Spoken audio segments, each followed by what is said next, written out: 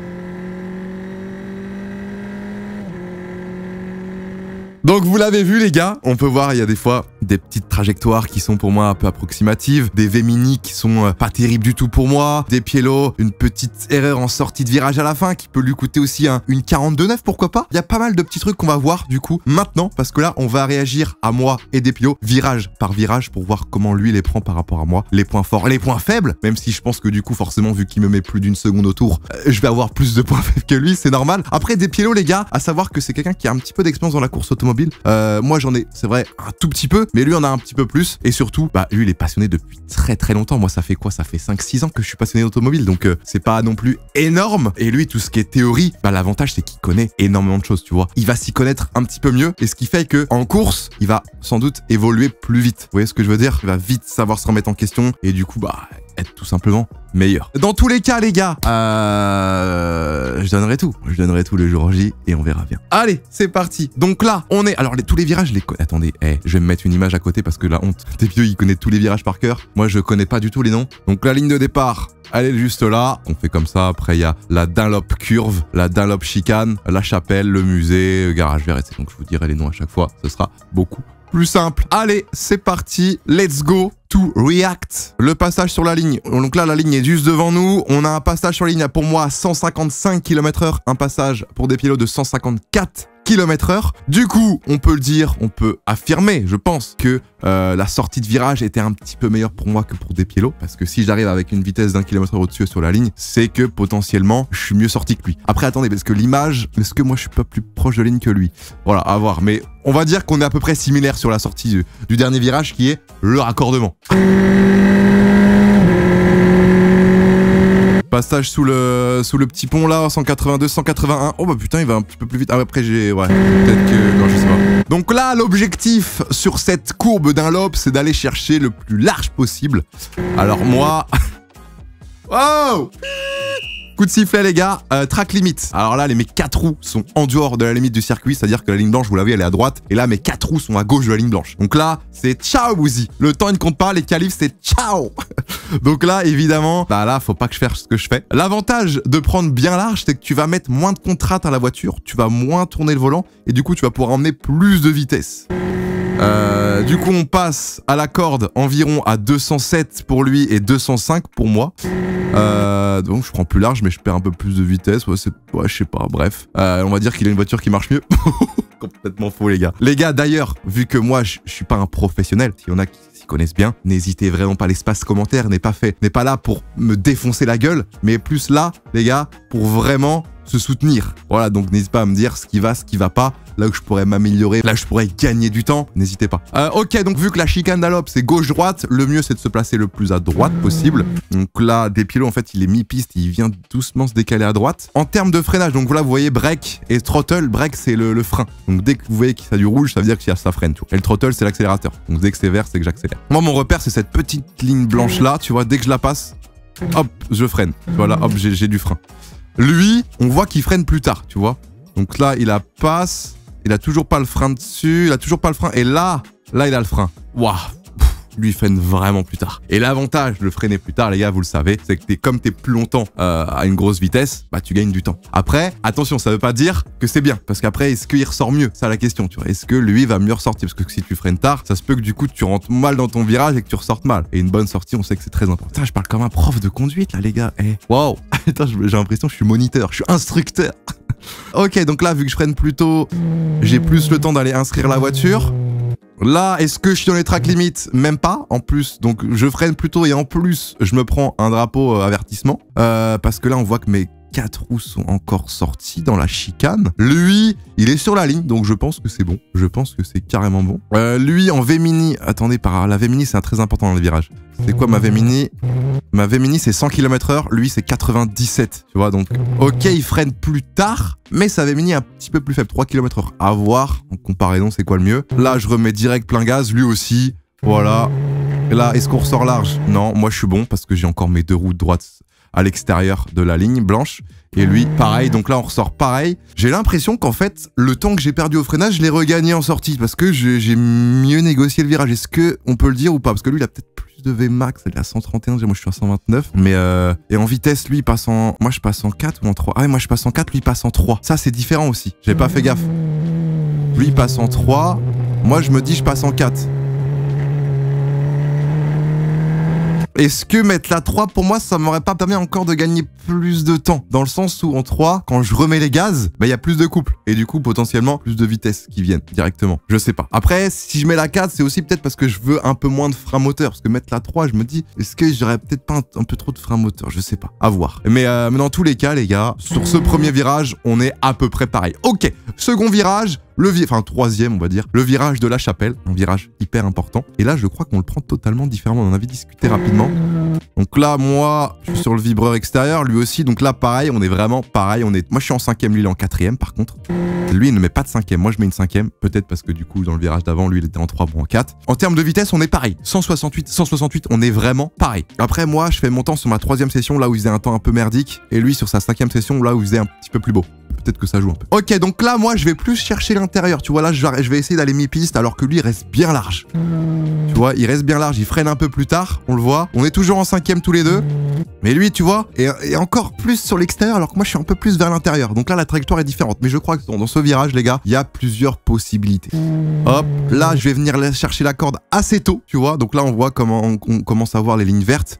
Lui, il est encore... Là, il est mi-piste. Moi, je suis déjà sur le vibreur, tu vois. Donc, moi, je vais mettre plus de contraintes dans le volant, parce que je vais tourner forcément un petit peu plus, et lui un peu moins. Par contre, lui va faire plus de trajets. Donc, moins de contraintes à la voiture, plus de vitesse, mais par contre, plus de trajets à faire, parce qu'il prend plus large. Et là, ah ouais, là, il vient chercher carrément le vibreur. Attends, mais là, il faudrait que je fasse ça. J'ai l'impression que c'est pas mal de faire ça. Je croyais que Denis nous avait dit de pas aller chercher ce petit truc vert là, mais en fait, j'ai l'impression qu'on peut. Donc pourquoi pas? C'est vrai que moi ce vibreur là je le laisse tranquille, tu vois, je me dis non, je touche pas. Et après on vient directement remettre plein gaz. Moi je suis en 4e, lui il est en 3e, pareil. Lui il met une vitesse en moins pour avoir sans doute plus de couple en sortie, pour quand il accélère ça soit un peu plus vigoureux. Moi je laisse en 4. Pareil, est-ce que je devrais pas mettre une 3 les gars? C'est une bonne question. En termes de V-mini dans le virage, on est comment les gars? On est comment? Ah ouais, il est carrément mieux que moi, hein. Il est carrément mieux que moi parce que lui en V-mini il est à 112. Ouais, 112, alors que moi, je suis à 107. 5 km/h, les gars, c'est beaucoup. À ce niveau-là, les gars, c'est énorme. Donc, si je peux prendre le virage, non pas à 107, mais monter à 110 avec un chemin un peu plus court, je pense que ça pourrait être limite gagnant par rapport à lui. Donc, à voir. Et là, on met plein gaz directement. Là, attention, parce qu'en sortie, si tu remets les gaz trop vite, tu peux être surpris et vite sortir les 4 roues. Donc, attention quand même. Là, il est déjà à 141, moi je suis à 135. Et en plus, là, tu vois, j'ai l'impression que je sors aussi les 4 roues. Donc là, c'est pareil, c'est ciao. Putain, les gars, je suis une grosse merde. Et lui, il est très bien. Il est très bien. Il est à 160, je suis à 155. On a 5 km d'écart. Heureusement que c'est pas une grande ligne droite après et que le virage suivant, qui est le virage, le musée, arrive très vite. Heureusement, parce que sinon, lui, il me mettrait une pilule. Et là, attention, où est le point de freinage? Donc là, on passe sous le petit truc métallique, là, vous voyez ça? Là, on passe dessous, on est toujours pas sur les freins. Moi, mon repère, ça va être, je crois, ce petit boudin jaune que vous voyez là. Ah non, c'est la petite ligne verte, là. Ça doit être ça, mon repère. Et lui aussi. En vrai, on freine à peu près pareil, j'ai l'impression, sauf que lui arrive plus vite. Non, il freine un peu plus tard. Donc, il arrive plus vite et en plus, il freine plus tard. Donc là, les gars, ça montre que Despiello est plus fort, tout simplement. Il me décapite. Donc là, l'entame du virage, moi je le passe en 3 normalement. Wesh, là je suis en 3, lui aussi. Ah, ça c'est bien. Ça va me permettre d'apprendre un peu plus et de pouvoir m'entraîner juste avant le Grand Prix parce que là, moi je viens plonger un peu plus tard à la corde. Vous voyez, lui il est déjà à la corde là presque, alors que moi je suis pas du tout. Pour moi la corde elle est ici, alors que lui il va venir là, longer et après ressortir. Vous voyez ce que je veux dire? Il vient carrément sur le vibreur lui. Ah, je suis peut-être trop large là, je pense qu'il faut que je plonge plus tôt. Ouais. Donc on est tous les deux en 3. En termes de V-mini, tu vois, moi je suis à 90 km/h en V-mini. Lui il a 98, hein. 8 km/h, c'est énorme. Il me met une pilule, c'est énorme. Et là il ressort bien en plus. Il ressort super bien. Dans les limites, il est déjà à 145, je suis à 141. Ah ouais, là il est fort, il est très fort. Ok, virage suivant, virage garage vert. Alors celui-là, pour moi, les gars, c'est un des virages les plus compliqués à maîtriser, avec 2 points de corde et 2 trajectoires qui peuvent être différentes, mais aussi bien. Mais du coup, on va voir ça. Moi, mon repère de freinage ici, donc là, j'arrive à 187, lui aussi. Ah, on est à peu près pareil, donc on s'est rattrapé, c'est quoi ce bordel? Je vais te comprendre quand même. Là, il est à 158, je suis à 153. Ah, mais il est à 158, mais il est déjà plus... Ah ouais, il est déjà plus loin. Mais là, j'ai l'impression que ma voiture a plus de patates. Là, j'arrive à rattraper ces kilomètres-heure. Là, je suis à 182, 182. On est tous les deux proches de ça. Et du coup, ça fait que le temps qu'il me met dans le virage, j'arrive à rattraper un petit peu, quoi. Là, moi, mon point de freinage, les gars, ça va être l'entrée du vibreur, là, ici. Là, je freine. Un peu plus tard, même. C'est vrai que je repousse des fois un petit peu mes limites. Je me dis, allez, je me tente une petite folie. Hop, alors que lui... Ah ouais, lui, c'est beaucoup plus tard. Enfin, pas beaucoup plus tard, mais c'est plus tard, tu vois, il freine. Ah ouais, il freine. Ah oui. Ah oui, il est vraiment fort. Très très fort. Il arrive à freiner très tard. Alors après, à voir comment il prend le virage, mais pour freiner aussi tard, je me dis, c'est trop dur. C'est vraiment un bon freinage, je pense. Là, tac. Là, je passe en 3. Là... Ouais, là, ma Vémini, je pense qu'elle pue sa race. Là, je passe en 3 et je fais exprès de louper la première corde, comme lui. Voilà, on fait exprès de louper la première corde pour inscrire mieux la voiture dans la deuxième. La deuxième corde, c'est la corde principale parce qu'elle débouche en plus sur une énorme ligne droite. Donc là, t'as plutôt intérêt en course de réussir ce virage. C'est pour ça, là, en vrai de vrai, c'est là où tu peux avoir potentiellement des chances de doubler. Soigner garage vert, ça permet après dans la ligne droite de mieux sortir et de pouvoir les doubler avec un petite aspiration qui fait plaisir, le mec devant. Donc je pense que en course, c'est un virage primordial. Je le dis. Par contre, on voit qu'il est beaucoup plus emmené vers l'extérieur dans le virage que moi, tu vois. Moi, j'arrive à rester à peu près mi-piste, entre mi-piste et l'extérieur, tu vois. Lui, il est carrément presque sur le vibreur.